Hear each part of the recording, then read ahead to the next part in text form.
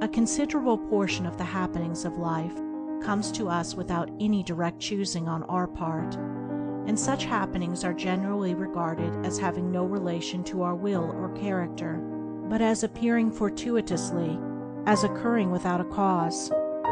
Thus one is spoken of as being lucky and another unlucky, the inference being that each has received something which he never earned, never caused.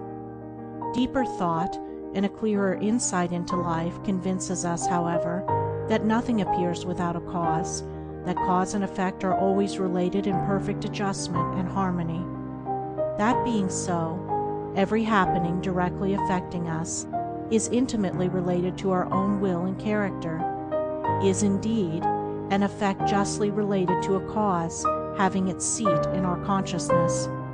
In a word, involuntary happenings of life are the results of our own thoughts and deeds. This, I admit, is not apparent on the surface, but what fundamental law, even in the physical universe, is so apparent? If thought, investigation, and experiment are necessary to the discovery of the principles which relate one material atom to another, even so are they imperative to the perception and understanding of the mode of action which relate one mental condition to another, and such modes, such laws, are known by the right doer, by him who has acquired an understanding mind by the practice of true actions. We reap as we sow. Those things which come to us, though not by our own choosing, are by our own causing. The drunkard did not choose the delirium tremens or insanity which overtook him, but he caused it by his own deeds.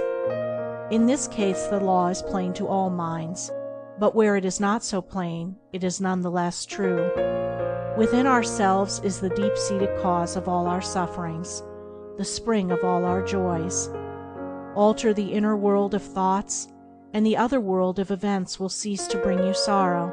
Make the heart pure, and to you all things will be pure, all occurrences happy and in true order. Within yourselves deliverance must be sought. Each man his prison makes. Each hath such lordship as the loftiest ones. Nay, for with powers above, around, below, as with all flesh and whatsoever lives, act maketh joy or woe. Our life is good or bad, enslaved or free, according to its causation in our thoughts. For out of these thoughts spring all our deeds, and from these deeds come equitable results. We cannot seize good results violently, like a thief, and claim and enjoy them, but we can bring them to pass by setting in motion the cause within ourselves.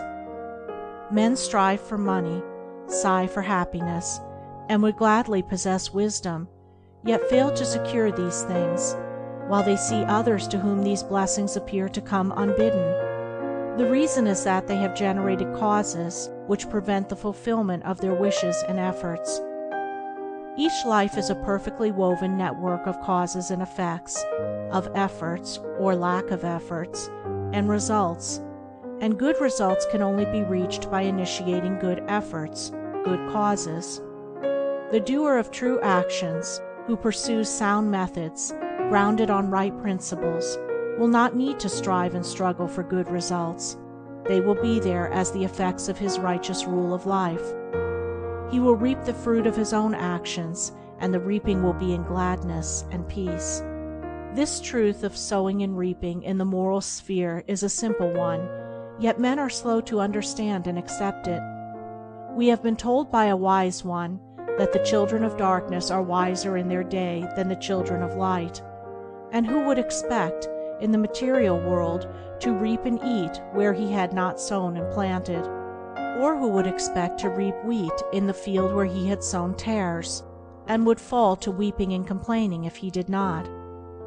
Yet this is just what men do in the spiritual field of mind and deed. They do evil and expect to get from it good, and when the bitter harvesting comes in all its ripened fullness, they fall into despair and bemoan the hardness and injustice of their lot, usually attributing it to the evil deeds of others, refusing even to admit the possibility of its cause being hidden in themselves, in their own thoughts and deeds.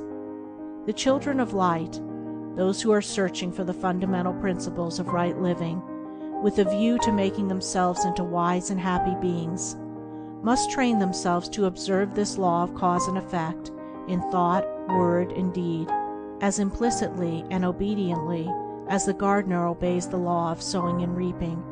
He does not even question the law. He recognizes and obeys it. When the wisdom which he instinctively practices in his garden is practiced by men in the garden of their minds, when the law of the sowing of deeds is so fully recognized that it can no longer be doubted or questioned, then it will be just as faithfully followed by the sowing of those actions which will bring about a reaping of happiness and well-being for all.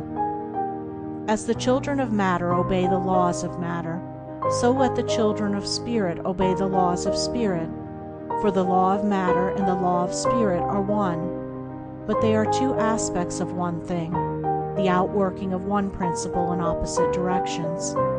If we observe right principles or causes, wrong effects cannot possibly accrue. If we pursue sound methods, no shoddy thread can find its way into our web of life, no rotten brick enter into the building of our character to render it insecure. And if we do true actions, what but good results can come to pass? For to say that good causes can produce bad effects is to say that nettles can be reaped from a sowing of corn. He who orders his life along the moral lines thus briefly enunciated will attain to such a state of insight and equilibrium as to render him permanently happy and perennially glad. All his efforts will be seasonally planted, all the issues of his life will be good, and though he may not become a millionaire, as indeed he will have no desire to become such, he will acquire the gift of peace, and true success will wait upon him as its commanding master. End of Chapter 6. Recording by Andrea Fiore. www.andreafiore.name. End of Foundation Stones to Happiness and Success by James Allen.